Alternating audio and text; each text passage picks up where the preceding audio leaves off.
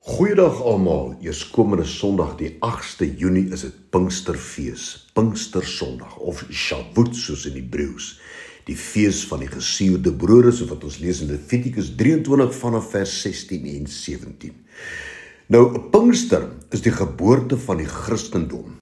10 dae na die hemelvaart van Jesus Christus, die Pinksterfees het aangebreek en op die eerste dag van die Pinksterfees kan ons almal sê dat dit is die geboorte van Christendom.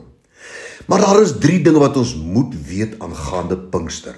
Wat is die grondslag, die krag en die doel van Pinkster? Nou hierdie 3 dinge, die grondslag, die krag en die doel van Pinkster, het nie net te doen met die wyse hoe ons aanbid, en dit het min te doen met handeklap of die opsteek van hande.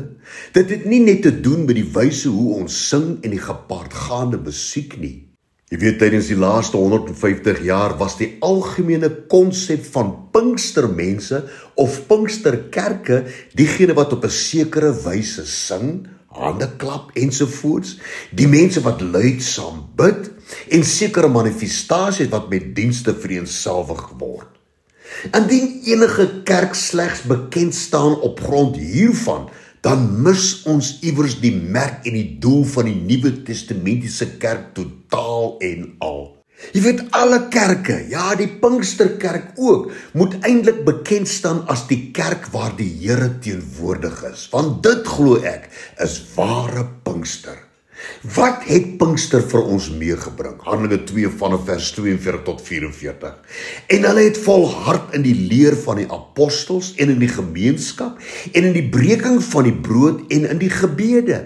En vrees het op elkeen gekom en baie wonders en tekens het deur die apostels plaasgevind.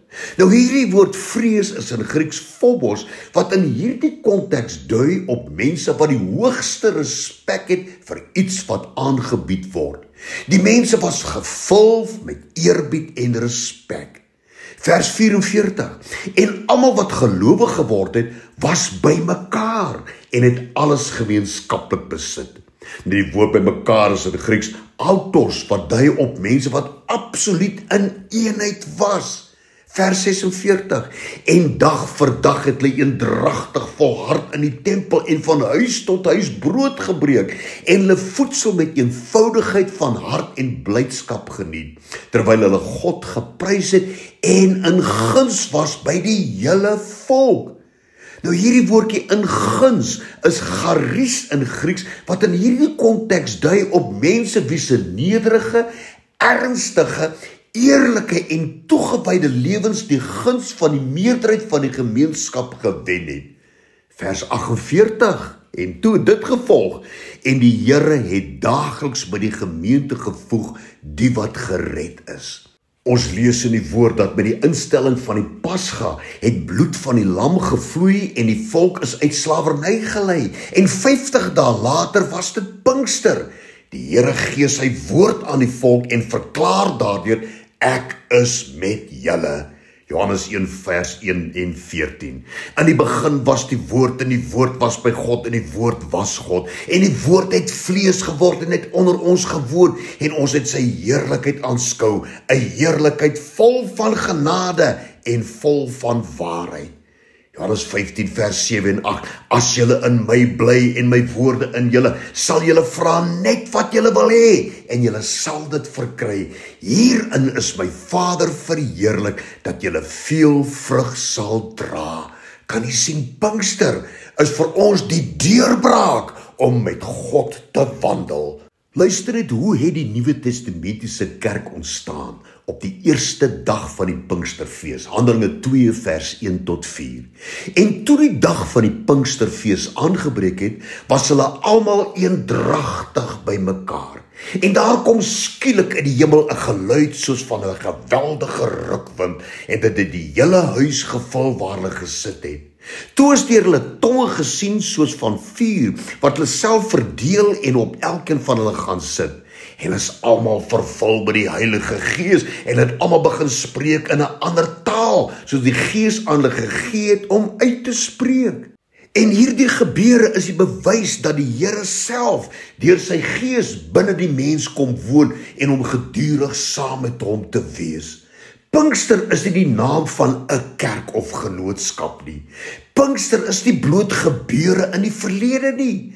Pinkster is die Here self wat binne in ons kom woon en dit is sy begeerte vir almal, jonk en oud. Op hierdie Pinksterdag het die volk uitgeroep in Handelinge 2 vers 37. En toe hulle die prediking van Petrus hoor, is hulle diep in die hart getref en het met Petrus en die ander apostels gesê, wat moet ons doen, broeders?